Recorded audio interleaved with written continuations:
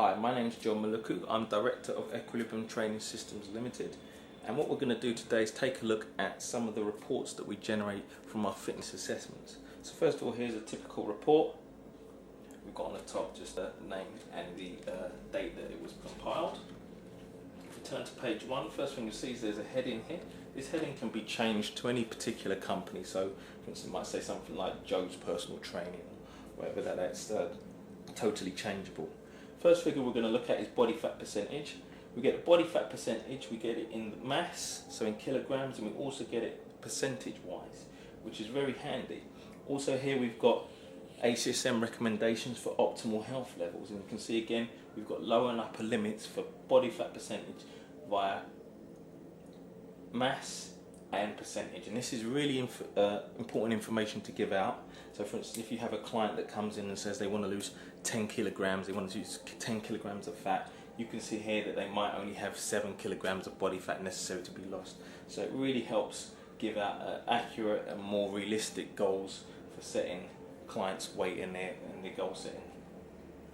Over here we've got the BMI, and again we've got the optimum range, and down here we've got the hydration level, which is really useful also.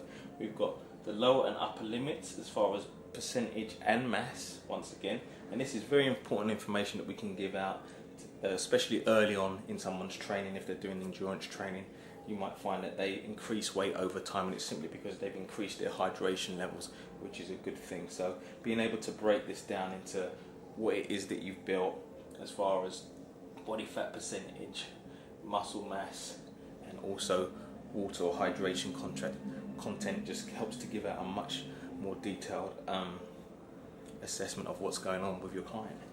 Here again we've got that similar type of thing. We've got fat mass, muscle mass and other tissues. We've got it broken down for the trunk, right arm, left arm, right leg and left leg, and this is really great for comparisons of muscle mass imbalances, see if there's any imbalances from left to right of the body. On the next page we get similar information: fat, fat-free mass, predicted muscle mass, and again we get it as far as kilograms go and also percentages, and again it's very good for tracking muscle mass, body fat percentage and the balance issue, as I explained earlier.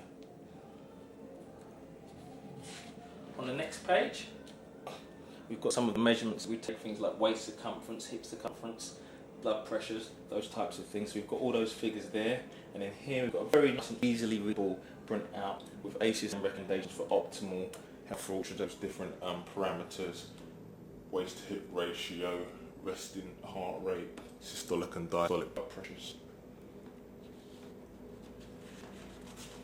On the next page, similar thing is done again, but this is for risk for coronary artery disease. So we've got cholesterol levels here for HDL, high density lipoproteins, and also for total cholesterol.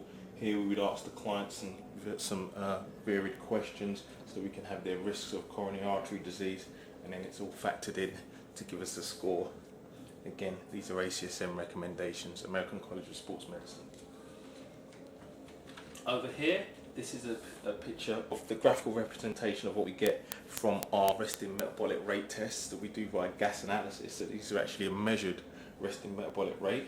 Up here we have the figure and how it ranks as far as optimal, and here we just got a graphical representation of the test, which took about 10 minutes, and we took an average over the last 7 minutes or so. Again, these are very useful for any kind of calorie recommendations that you want to give to your client, because this can account for as much as maybe even 80% of the calories that they need. Over here, again, this is factored in a little bit more, where we've got the resting metabolic rate, and here we can add in the amount of calories that they use from lifestyle, either by finding out if they're sedentary or so, or giving them a pedometer to use. Down here, the amount of exercise, the amount of calories that they burn through exercise, and those three factors will give us their total calories for the day.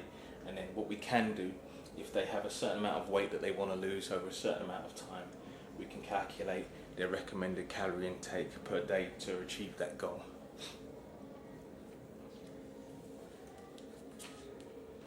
Over here we've got the results from a VO2 test. This will be a predicted VO2 test, and that's sub-maximal. We do maximal tests, but the printouts look a little bit different. Here we've got the actual figure that we get, which is measured in millilitres of oxygen per kilogram per minute. It's not overly important, but what we've got here is a figure that we can definitely improve with aerobic training. So this is a measure of the aerobic fitness. And what's nice about this is that you can compare it to other people's because it's not gender specific.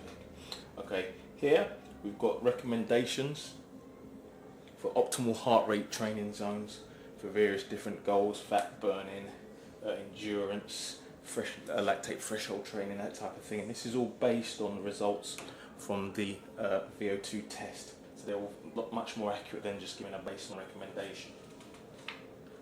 On the next page, we've got the results we get from any kind of lung function measurements that we do. There's a lot of data here, a lot of specific data. Normally we just kind of go through the lung function and the lung age, because this is what most people are really interested in. Here, this particular person has a lung age of 41.